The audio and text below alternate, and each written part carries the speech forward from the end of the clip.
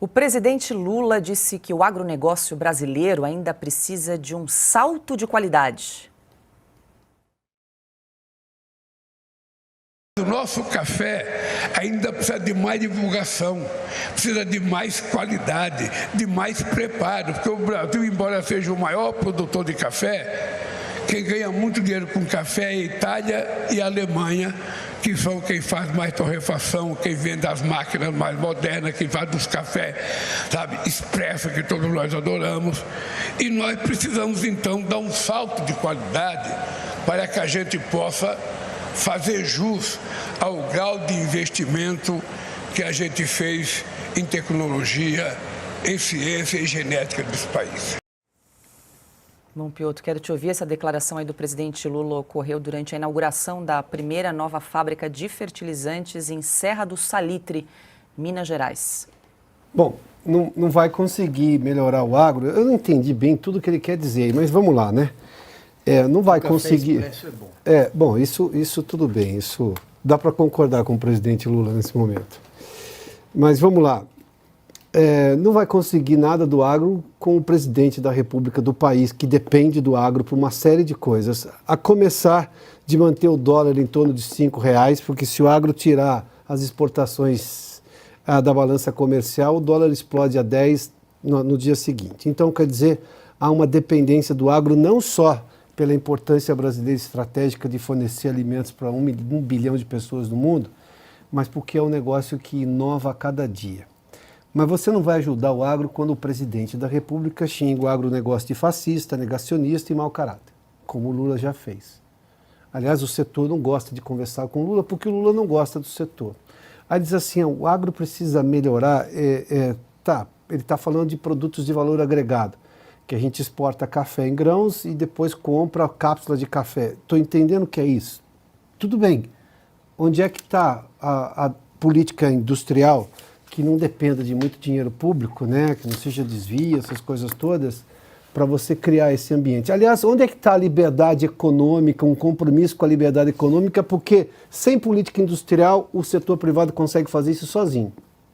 Se você tiver liberdade econômica, se você não tiver insegurança jurídica por decisões do governo, se você não tiver um governo que gasta demais porque isso corta o fluxo de investimento no país, um governo endividado gera um problema não só para ele, governo, as contas públicas, mas também para o setor privado, porque o país entra, obviamente, numa imagem de que você fala, poxa, esse país não é solvente, e você não tem crescimento econômico, bom, a indústria começa a sofrer por tudo isso. A parte do governo é o que o governo não está fazendo, e isso interfere na qualidade do produto industrializado brasileiro, seja de produtos primários que o agronegócio faz, porque o agro não vende mais commodity. O grão de café do Brasil não é commodity, tem muita tecnologia aplicada em campo. Por isso que o café brasileiro é comprado para depois ser transformado em cápsula. Mas eu quero valor agregado, o nome disso em economia é valor agregado. Quero valor agregado que, por exemplo, vender máquina de café. Tá bom, aí são as condições econômicas que o país precisa oferecer. Se a gente olhar para a lógica econômica do governo Lula e para a lógica econômica que tinha antes do governo Lula, desde o governo Michel Temer e os anos do governo Bolsonaro, foi exatamente no sentido contrário de acabar com a industrialização, dificultar o trabalho do agro, dificultar o trabalho da agroindústria ou de qualquer coisa relacionada ao agro para poder ter esse passo maior, ou seja, essa subida de patamar. O presidente Lula precisa trabalhar no que está ao alcance dele, no que é dever do governo dele.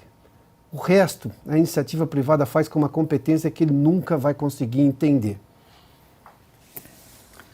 Bom, Consta, quero te ouvir, quero só trazer aqui a repercussão do deputado federal Pedro Lupion, ele que é presidente da Frente Parlamentar da Agropecuária, rebateu o presidente Lula e disse que o agro brasileiro é o mais tecnológico do mundo e, abre aspas, bate recordes constantes, fecha aspas aí para a fala do deputado Pedro Lupion, presidente da Frente Parlamentar do Agro, Consta. O Lupion está correto, né? E até existe um papel do Estado nisso, na área de pesquisa, né? A Embrapa, ela tem uma colaboração importante nesse setor, além, claro, das vantagens comparativas e do mérito dos nossos empresários do agronegócio. O Lula não perde uma oportunidade de mostrar seu preconceito, seu ódio até mesmo pelo agronegócio, porque a imensa maioria que atua no agronegócio tem uma preferência por Bolsonaro em relação ao Lula, até porque não gosta de ser chamado de fascista, muito menos de alguém que enaltece o MST, que é um grupo criminoso, terrorista no campo, né? Então, talvez o Lula devesse explicar que o agronegócio precisa melhorar para chegar, talvez, no nível do MST, que ele defende tanto, né? Essa é a visão estatizante, na verdade até fascistoide do Lula, né?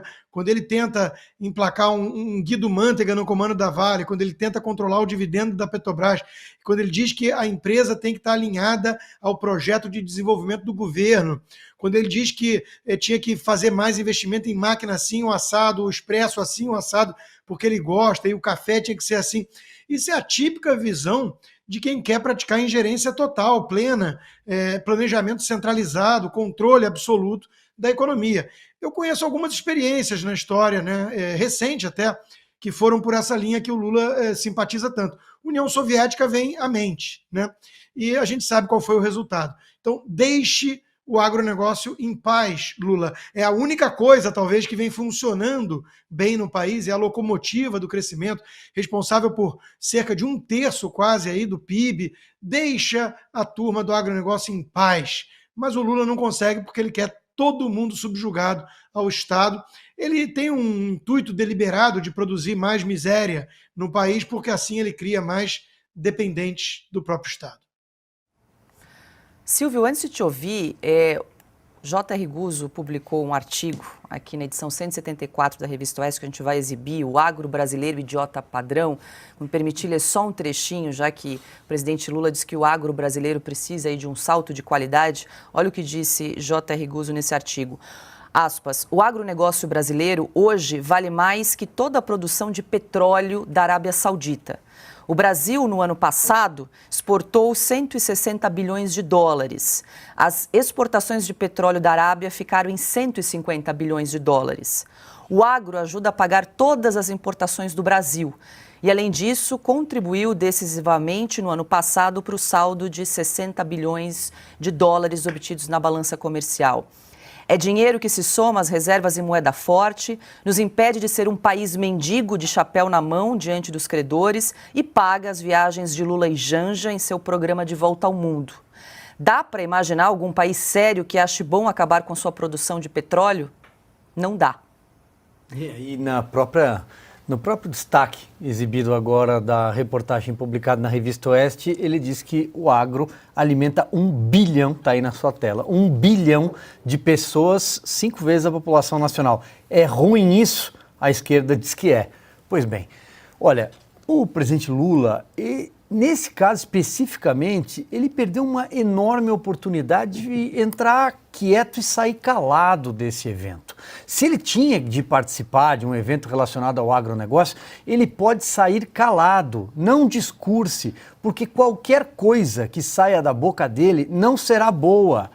Ele tratou o agro como fascista, ele colocou o governo dele como um inimigo do agro, aliás, antes de ser eleito, já durante a campanha. Ele não senta para conversar com os principais líderes políticos relacionados ao agronegócio na Câmara dos Deputados. A Frente Parlamentar do Agro da Agricultura e Pecuária na Câmara é a maior frente, é a maior bancada do Congresso. Tem quase 300 integrantes. Ele não senta para conversar. Com os produtores, os grandes produtores brasileiros, ele não recebe.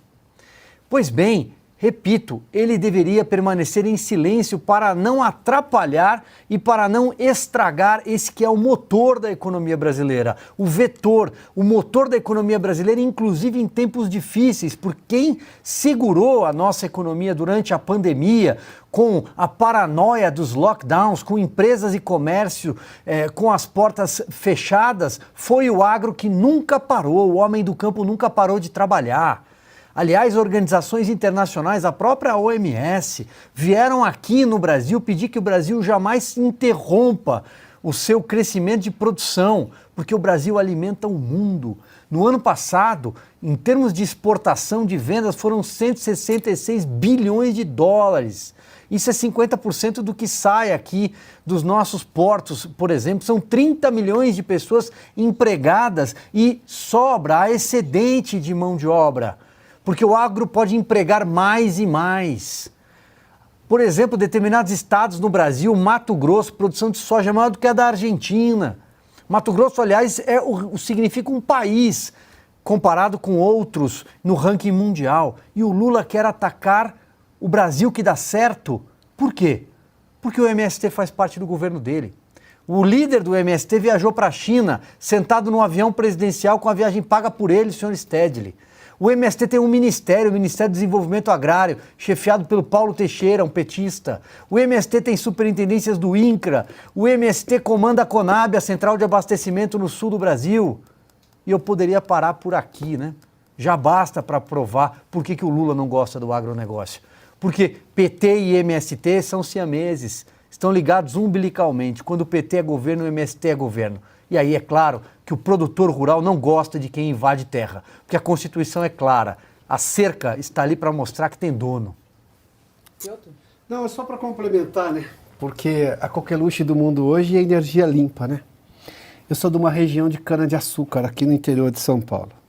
Saiu o boletim de bioeletricidade em números, de março agora de 2024. Aliás, é uma reportagem que está assinada aqui na Revista Oeste, no site da Revista Oeste, pelo Arthur Piva. Vou dar alguns números só. As usinas brasileiras são tão eficientes, usinas de cana-de-açúcar, como a gente costuma dizer lá no interior, tá? A atividade primária de uma usina de cana-de-açúcar é fazer o quê? Açúcar e álcool combustível. O álcool combustível já é um exemplo para o mundo inteiro de o quanto mitiga de emissão, por exemplo, de CO2. Mas vamos lá. Não bastasse isso, as usinas agora usam os próprios dejetos, como, por exemplo, o bagacinho de cana, para quem não conhece. Aquilo inundava as hortas, né, porque é um adubo importante. Não, as usinas agora usam aquilo para gerar eletricidade.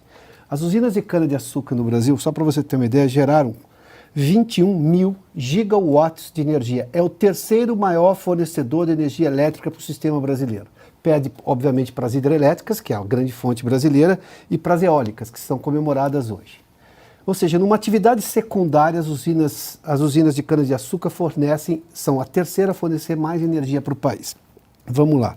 E esse agro é fascista, o agro é não sei o quê. O agro brasileiro está condenando o planeta com emissão de CO2. Vou contar aqui um detalhe. Para se ter uma ideia, com essa geração de energia limpa, ou seja, de energia circular que as usinas fizeram, houve a mitigação, ou seja, o não envio de CO2 de 4,3 milhões de toneladas de CO2. Sabe quanto representa isso? 30 milhões de árvores plantadas por 20 anos. E teve funcionário do governo Lula que foi lá fora falar mal do agro brasileiro em questões ambientais. Presidente, só aplaude o agronegócio. Vai ficar um pouquinho melhor. Não vai limpar sua barra, mas vai ficar um pouco melhor.